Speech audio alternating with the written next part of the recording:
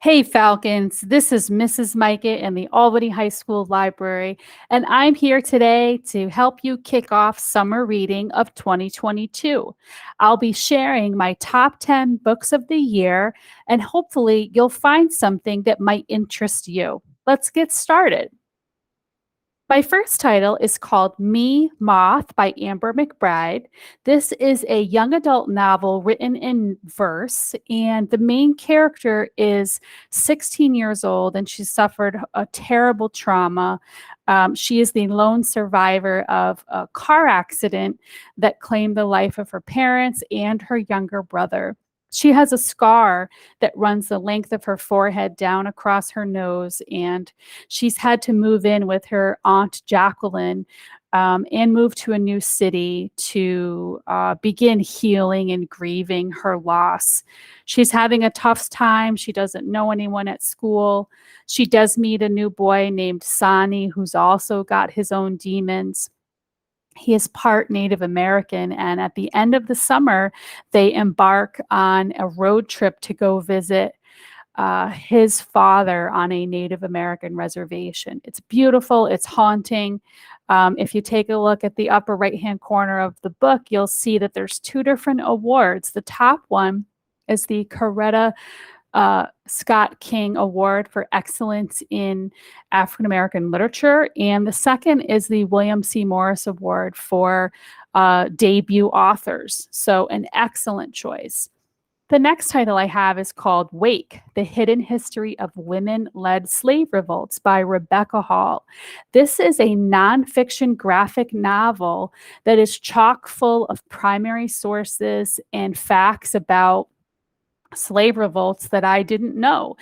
It features courageous enslaved women throughout history who were behind the scenes making things happen. Did you know that 1 in 10 slave revolts took place aboard ship and were led by these incredible feminist icons?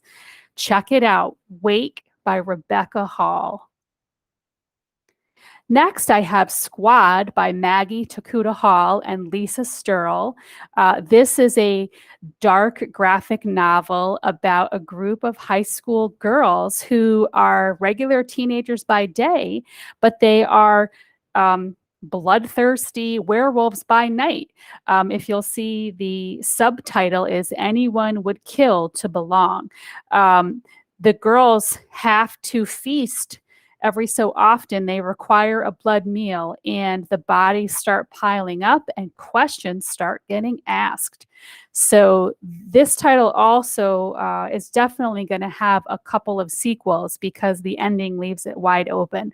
My favorite part about some of the artwork, if you look at the title, you can see the claw marks like ripping through the title Squad. Check it out. Squad by Maggie Takuta Hall and Lisa Sturl. Next, I have Blackbirds in the Sky. This is by Brandy Colbert. Brandy Colbert has written almost a dozen books by now. We have almost all of them in the Albany High Library. She is incredible. This is a nonfiction title about the tragic story of the 1921 Tulsa Race Massacre in Oklahoma.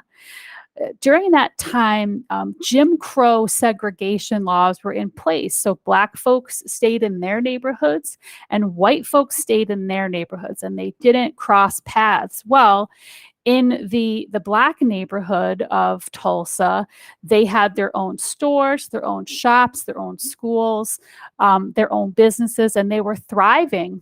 And this was a time when that was white folks felt threatened by that success.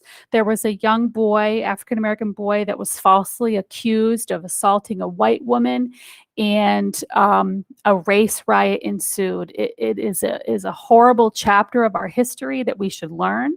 And it features incredible testimonies of some of the survivors who witnessed what happened.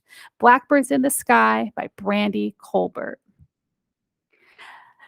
Next, I have Cold by Mariko Tamaki. You might remember her. She wrote a book called Laura Dean Keeps Breaking Up with Me, which was a popular graphic novel last year.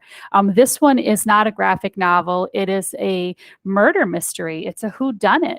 The main character is a boy named Todd, and he's dead. He's actually been killed. His body has been found in the park, naked and cold, in the snow. And Todd actually is the narrator of the story. His ghost is kind of watching the detectives try to figure out what happened to him, who killed him, and why.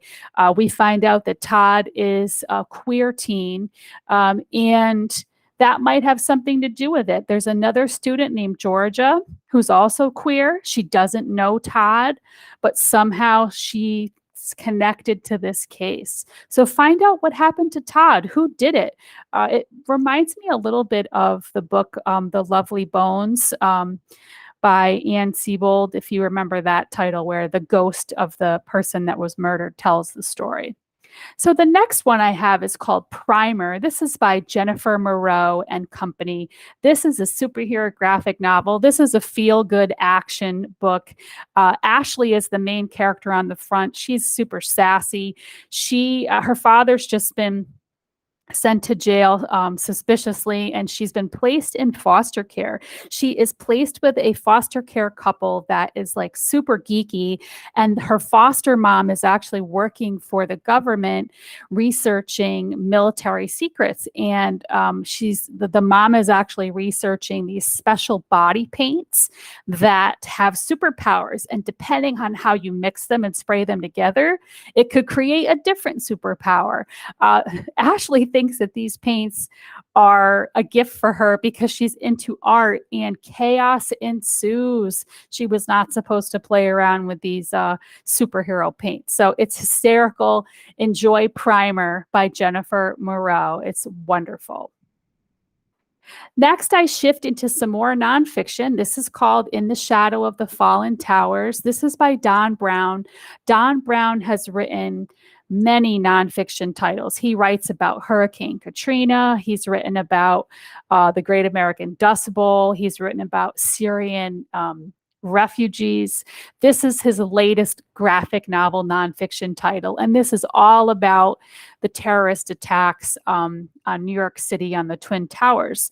I find this book to be so interesting because most of the kids in high school today in 2022, they weren't born yet when that happened, so they don't remember it. They didn't watch it on TV. They didn't necessarily know someone who died in that attack. And I think these pages have something to tell us, and there's something we can learn about why. So In the Shadow of the Fallen Towers, incredible nonfiction by Don Brown. Next, we have White Smoke by Tiffany D. Jackson. Tiffany D. Jackson is another prolific writer. We have almost a dozen of her books in the library. This is another horror story. This is, if you liked any of Jordan Peele's horror movies, this is right up your alley. The main character in this book, her name is Marigold, and she and her little brother and her mom have just moved to a new city. Her mom took a new job, and they're moving in with her mom's new husband and her new stepsister, who is a pain in the butt. And Marigold's having a hard time with this whole new blended family thing. And to top it off, her house is haunted. So things start happening. She's really trying to figure out what's going on. There's a lot of twists. I love this one. It has a lot of classic horror features that you'll love. White Smoke by Tiffany D. Jackson. Check it out. And my last two titles, I've got Miles Morales, Shockwaves. You probably love the Miles Morales movie from the Marvel universe just last year. This is another installation of that story. Miles is middle schooler by day, Spider-Man by night. And he's trying to help out his mom. His mother's Puerto Rican, and there's been a terrible earthquake. And so he's helping to launch a fundraiser for the Puerto Rico. And Somehow, hold just a moment. Somehow, things go wrong, and one of his friend's dads goes missing, and Miles has to figure out what's going on with this other organization that might be involved. So that's Miles Morales' Shockwaves. Lastly, I have Piece by Piece, the story of Nisreen's hijab.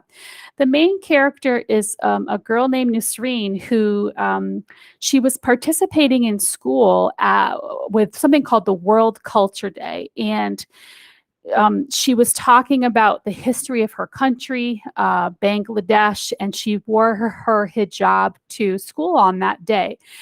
She was assaulted after school walking home. This is a true story. It really happened. This happened after the 9/11 attacks, and she was traumatized by that incident. And so the story is a graphic novel about her coming to terms with what happened to her and trying to raise awareness about young women and girls who choose to wear the hijab as part of their religious observation. So learn what happened to Nisreen in Piece by Piece. So that's it, friends. These are my top 10. I'll quickly go back through. If you see something you like, write it down. If you have any questions, come see Mrs. Abdul and I in the Albany High School Library. We will help you pick something if you can't find something from this list. And we can also help you find something from the public library or even our ebook and audiobook options as well. Thanks for watching. Stay tuned for more screencasts from the Falcon Library. Keep reading, Falcons.